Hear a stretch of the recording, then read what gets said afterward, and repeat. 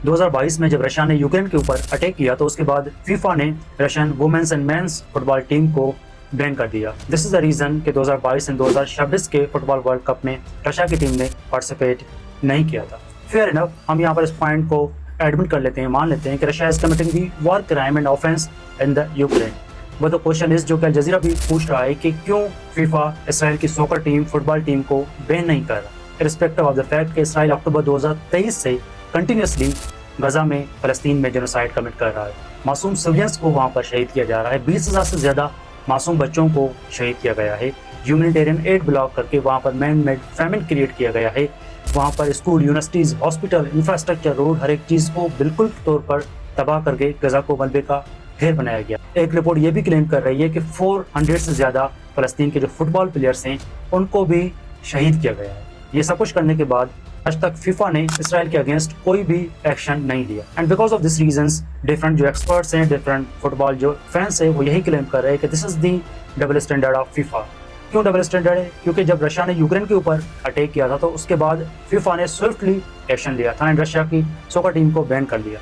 पर जब Israel continuously पिछले 2-2.5 सालों से गजा में जेनोसाइड कमिट कर रहा है तो इसराइल के अगेंस्ट कोई भी एक्शन नहीं लिया जा रहा। And because of this reason Al Jazeera is claiming कि फीफा इंडिपेंडेंट स्पोर्ट ऑर्गेनाइजेशन नहीं है, it is a basically political tool जो कि डिफरेंट पॉलिटिकल ऑब्जेक्टिव्स को हासिल करने के लिए यूज किया जाता है। अगर यहाँ पर हम 2026 के फुटबॉल वर्ल्ड कप की बात करें, हमने देखा कि किस तरह से स्टार्टिंग में ईरान की टीम के साथ अनफेयरली ट्रीट किया गया, उनको किस तरह से टूर्नामेंट से बाहर करवाया गया। और हमने ये भी देखा कि किस तरह से इजरायली बैक्ड अर्जेंटीना टीम को फीफा फेवर कर रहा था, रेफरी फेवर कर रहे थे।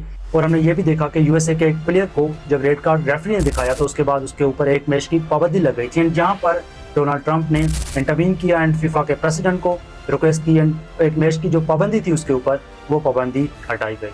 So this is the reality of FIFA. FIFA is a political tool. इसकी जो सबसे बड़ी मिसाल है वो फीफा के है president Infantino.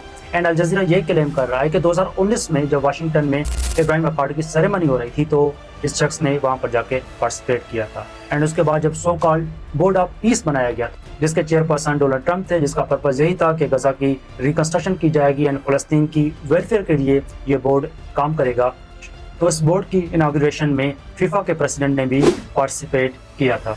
And this clearly shows कि फीफा के जो प्रेसिडेंट है वो इसराइल की सॉकर टीम को फेवर करते हैं। वो बिल्कुल भी न्यूट्रल नहीं है, वो बिल्कुल भी इम्पार्शियल नहीं है, क्योंकि लोगों की डिमांड्स, एक्सपर्ट की डिमांड तो यही है कि इसराइल सॉकर टीम को फौरी तौर पर बैन किया जाए।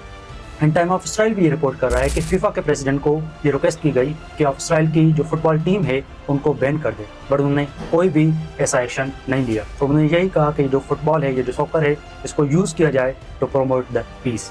बट द क्वेश्चन इज कि जहाँ पर भी इसराइली होंगे, जहाँ पर भी ये यहूदी होंगे, वहाँ पर क्या पीस पॉसिबल होगा? I don't think so, absolutely not, क्योंकि these are the killing machine. ये जेनोएफ से जहाँ पर भी होंगे ये इंसानियत का कत्ल करेंगे, ये मासूम बच्चों को शहीद करेंगे जैसा कि फ़लस्तीन में करते आ रहे हैं। ये जेनोसाइडल स्टेट्स हैं and this is the reason जिस तरह से फीफा ने रशिया की टीम को बैन किया था, इसी तरह से इसराइल की जो फुटबॉल टीम है उसको भी बैन किया जाए। Please let me know what's your thought, आपके क्या कमेंट्स है, आपकी क्या राय है कि क्या फीफा एक इंडिपेंडेंट स्पोर्ट ऑर्गेनाइजेशन है, क्या फीफा इसराइल को फेवर नहीं करता, एंड क्या फीफा को नहीं चाहिए कि जिस तरह से उन्होंने रशिया को बैन किया था इसी तरह से इसराइल को भी वो बैन कर दे। Thank you very much.